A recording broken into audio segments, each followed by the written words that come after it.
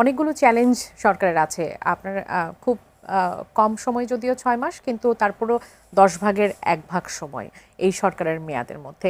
এই সময় যে সবথেকে বড় চ্যালেঞ্জগুলো সরকারের মানে উত্তরাধিকার সূত্রে পাক বা যেভাবেই পাক, সেখানে অন্যতম হচ্ছে আইনশৃঙ্খলা পরিস্থিতি। আইনশৃঙ্খলা পরিস্থিতি নিয়ে রিসেন্ট যে বিষয়গুলো এসেছে, বিশেষ করে জাতিসংঘের একটি প্রতিবেদন নিয়ে আমাদের স্বরাষ্ট্রমন্ত্রী ইতিমধ্যে মন্তব্যও করেছেন।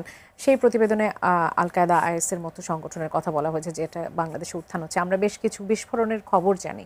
বিস্ফোরক তৈরির বেশ কিছু সরঞ্জাম বাংলাদেশের বিভিন্ন প্রান্ত থেকে উদ্ধার করা হয়েছে। সার্বিকভাবে আইনশৃঙ্খলা পরিস্থিতির বিষয়টিকে আপনি এখন কীরকম দেখছেন?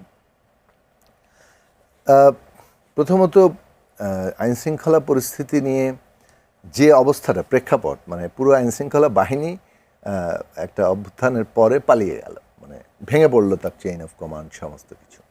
সেইটাকে পুরো অন্তর্বর্তীকালীন সময়ের মধ্যে আমরা দেখলাম যে পুনর্গঠনের যতটুকু চেষ্টা হয়েছে তার মধ্যে কিন্তু এটা ওই জায়গা পায়নি, যেটা যার ফলে আইনশৃঙ্খলা পরিস্থিতির একটা অবনতি হচ্ছে। বিভিন্ন জায়গায় আমরা মব দেখেছি।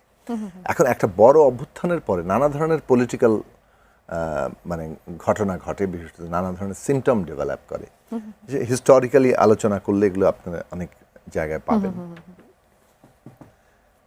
এখন এরকম একটা পরিস্থিতিতে আইনশৃঙ্খলা পরিস্থিতিও সাধারণভাবে একদিকে হচ্ছে যে ভঙ্গুর মানে আইনশৃঙ্খলা বাহিনী অথবা প্রতিষ্ঠান, এবং আইন কানুনের দিক থেকেও অনেক পুরনো সেকেলে, এবং যেগুলো আইন করা হয়েছে সেগুলো জনগণের অধিকার রক্ষায় অনেক ক্ষেত্রে যথেষ্ট নয় না, একেবারে রীতিমতো বিরোধী অনেক ক্ষেত্রে, যেগুলোর বিরুদ্ধে আমরা লড়াই করেছি।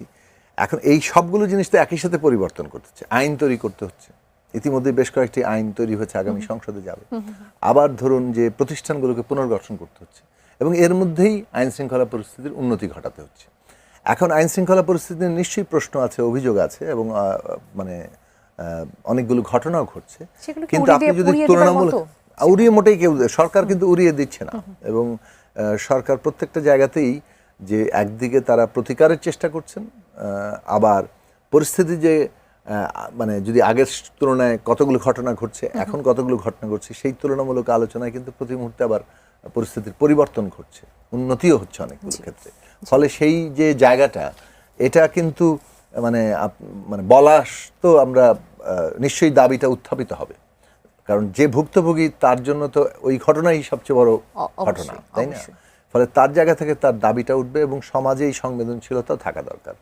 কিন্তু আইন শৃঙ্খলা রক্ষা করার জন্য যে প্রাতিষ্ঠানিক আয়োজন লাগে, সেইটা যতক্ষণ না পর্যন্ত এফেক্টিভ হয়ে উঠছে, ততক্ষণ পর্যন্ত একটা ঘটনা ঘটলেও সেটা তো বড় ঘটনা। সুতরাং সেই জায়গাটাতে আমরা বিচার করা উচিত যে ক্রমাগত উন্নতির দিকে যাওয়া হচ্ছে কিনা। ফলে তিনটা দিক বললাম, একদিকে আইন কানুন, আরেকদিকে প্রতিষ্ঠানের পুনর্গঠন, এবং ঘটনাগুলোকে কমিয়ে আনা যাচ্ছে কিনা, তুলনামূলকভাবে নিয়ন্ত্রণে আনা যাচ্ছে কিনা, সেই ইন্ডিকেশন গুরুত্বপূর্ণ।